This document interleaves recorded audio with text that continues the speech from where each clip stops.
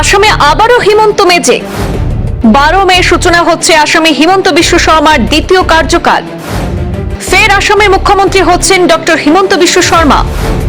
এনডিএর বিধায়িনী দলের নেতা নির্বাচিত আসাম রাজনীতির চাণক্য হিমন্ত বিশ্ব শর্মা। বিধায়িনী দলের নেতা হিসেবে ডক্টর হিমন্ত বিশ্ব শর্মার নাম প্রস্তাব করেন রাজ্যের 8 বিধায়ক।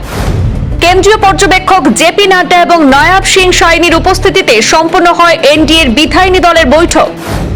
আগামী 12 মে মঙ্গলবার প্রধানমন্ত্রী নরেন্দ্র মোদীর উপস্থিতিতে মুখ্যমন্ত্রী পদের শপথ নেবেন ডক্টর হিমন্ত বিশ্ব শর্মা। বৈঠক শেষে রাজ্যপালের সাথে সাক্ষাৎ করলেন হিমন্ত বিশ্ব শর্মা, জেপি নাড্ডা, দিলীপ শইকিয়া সহ অন্যান্যরা। আসামের রাজনীতিতে ফের একবার নিজের আধিপত্য বজায় রাখলেন ডক্টর হিমন্ত বিশ্ব শর্মা।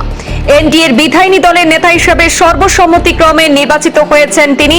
আগামী 12 মে মঙ্গলবার প্রধানমন্ত্রী নরেন্দ্র মোদীর উপস্থিতিতে দ্বিতীয়বারের মতো আসামের মুখ্যমন্ত্রী পদের শপথ নিতে চলেছেন হিমন্ত বিশ্ব শর্মা। আজ রবিবার বিজেপির রাজ্যিক কার্যালয়ে অনুষ্ঠিত এনডিএর গুরুত্বপূর্ণ বৈঠকে উপস্থিত বিধায়কদের সমর্থনে বিধায়িনী দলের নেতা হিসাবে নির্বাচিত হন ডক্টর হিমন্ত বিশ্ব শর্মা।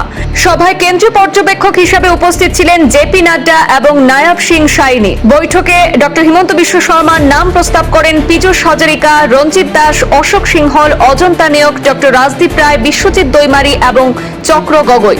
পাশাপাশি অসম গণপরিষদ এবং বিপিএফ এর পক্ষ থেকেও তার নাম সমর্থন করা হয়। সর্বসম্মতিক্রমে এনডিএর বিধায়িনী দলের নেতা হিসেবে মনোনীত হন ডক্টর হিমন্ত বিশ্ব শর্মা।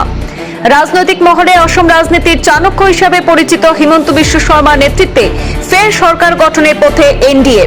আগামী 12 মে মঙ্গলবার প্রধানমন্ত্রী নরেন্দ্র মোদীর উপস্থিতিতে মুখ্যমন্ত্রী পদের শপথ গ্রহণ করবেন তিনি। এদিনের সভা শেষে আনুষ্ঠানিকভাবে রাজভবনে উপস্থিত হন আসামের মুখ্যমন্ত্রী পদপ্রার্থী হিমন্ত বিশ্ব শর্মা সহ বিজেপির প্রথম সারির নেতৃত্বরা, যাদের মধ্যে ছিলেন জেপি নাড্ডা, দিলীপ শইকিয়া সহ অন্যান্যরা। রাজ্যপালের সঙ্গে সাক্ষাৎ করে সরকার গঠনের জন্য প্রস্তাব প্রেরণ করা হয়।